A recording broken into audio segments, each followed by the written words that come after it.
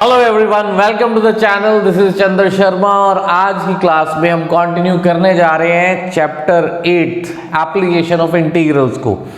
First exercise की बात हमने लास्ट क्लास में कर ली थी, कंटिन्यू कर रहे हैं वहां से। थोड़ा सा ही पार्ट बचा, मिसलेनियस एक्सरसाइज ही हमारे पास इसके बाद है। तो मिसलेनियस एक्सरसाइज में पहले हमारे पास एक एग्जाम्पल है, बहुत ही अच्छा एग्जाम्पल है, अच्छा उस कंसेप्चुअली जो है एग्जाम्पल। तो थर्ड एग्जाम्पल की बात कर रहे हैं। पहले थर्ड एग्जाम्पल में कहता है find the area of region bounded by the line y is equal to 3x plus 2। एक स्ट्रेट लाइन की इक्वेशन गिवन है, we have to find area bounded by this line x axis and the ordinates x equal to -1 and +1। इनके बीच में लाई करने वाला area find out करना है। अब इसके लिए मुझे पहले तो देखना होगा मेरी लाइन कहां से पास कर रही है। लाइन कहां से पास कर रही है ये फाइंड आउट करने के लिए बहुत ही सिंपल सा वे है। हमें x की वैल्यूज गिवन है -1 एंड 1, इनके बीच का एरिया ही फाइंड आउट करना है। तो क्या करेंगे, पहले तो जो x की वैल्यूज है उनके कॉरस्पॉन्डिंग y की वैल्यूज फाइंड आउट कर लेते हैं। व्हेन x इज -1, y क्या हो जाएगा 3 into -1 plus 2, that is -3 plus 2 -1।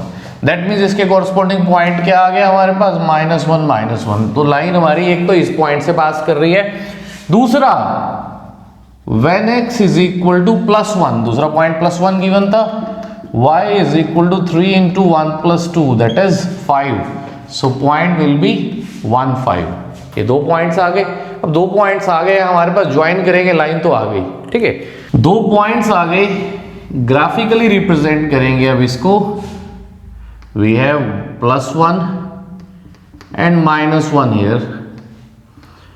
Y-axis के along 1, 2, 3, 4, 5, -1, -2, ये आ गई वैल्यूज।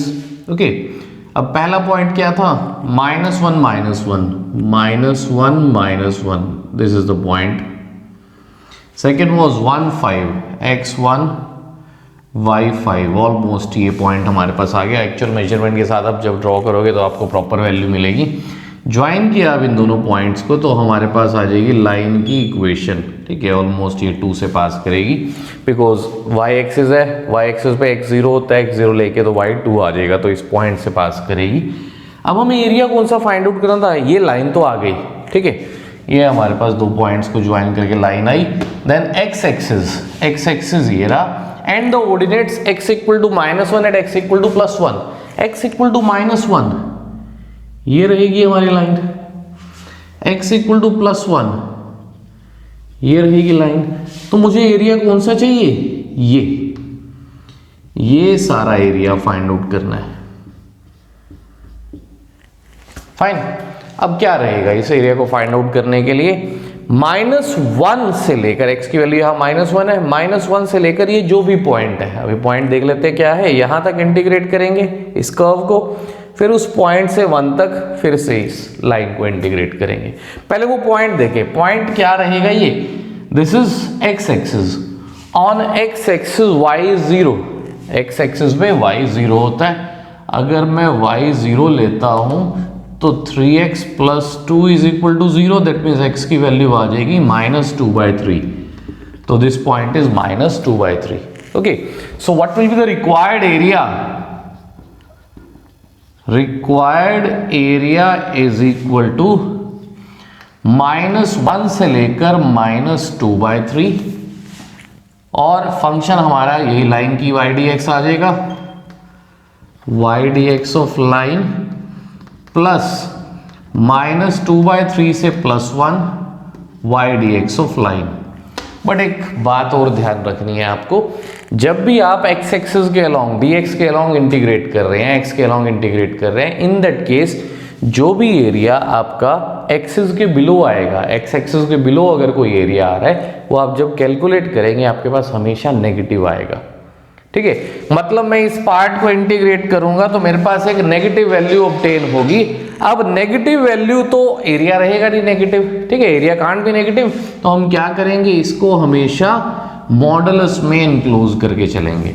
तो जो भी पार्ट x एक्सिस के बिलो आता है उसको हमेशा मॉडुलस में इंक्लूड करके चलेंगे। ठीक है, तो x एक्सिस के रिस्पेक्ट में है तो एक्सिस के बिलो वाला, और यही अगर y के रिस्पेक्ट में हम इंटीग्रेट कर रहे होते तो y एक्सिस के लेफ्ट वाला पार्ट वो भी नेगेटिव आएगा। इंटीग्रल आप फाइंड आउट करेंगे तो उसको भी मॉडुलस में लेकर चलेंगे, इस बात का ध्यान रखना है। अब इसको इंटीग्रेट करेंगे तो इंटीग्रल क्या हो जाएगा, सॉरी पहले फंक्शन की वैल्यू पुट करें हम।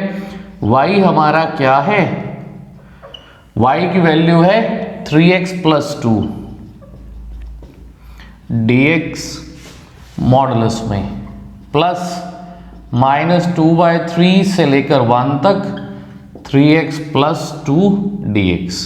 ओके, इंटीग्रल क्या रह जाएगा 3x² / 2 प्लस 2x -1 से -2/3 प्लस सेम -2/3 से 1 तक। लिमिट पुट करेंगे जो आप इजीली पुट कर सकते हैं, लिमिट पुट करके will get the answer. Concept का बात जो है वो यहाँ पर यही लॉजिक था। ये ध्यान रखने की बात है आपको कि एक्सिस के बिलो वाला एरिया जो है वो उसको हमेशा मॉडुलस में लेकर चलना है। Okay,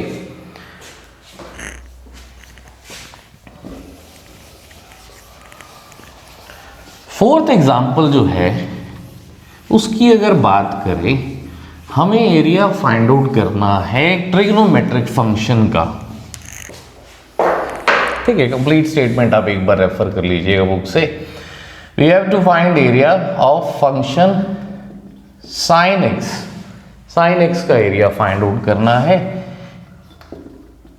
from 0 to pi, sorry 0 to 2 पाई।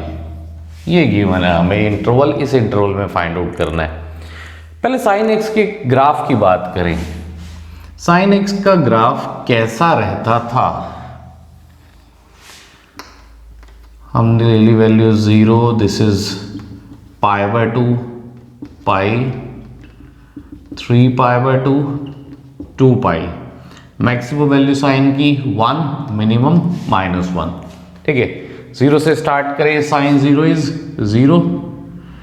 अगर कर्व ध्यान नहीं है, ठीक है, कर्व याद है डायरेक्ट ड्रॉ करिए, नहीं है तो हम वैल्यूज लेकर कर सकते हैं।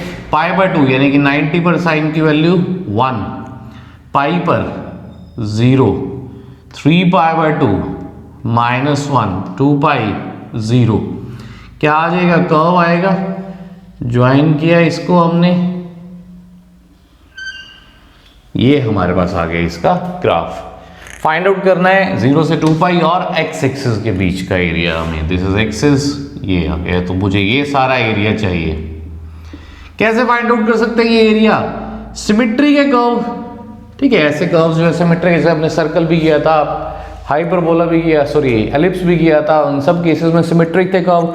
तो यहाँ पर भी आप यही कर सकते हैं, एक पार्ट का फाइंड आउट करिए 0 से π/2 का और उसको 4 टाइम्स कर दो। सेम ऐसे हमारे पास 4 रीजन्स है, तो एक रीजन का फाइंड आउट करेंगे और 4 टाइम्स मल्टीप्लाई कर देंगे। So required area will B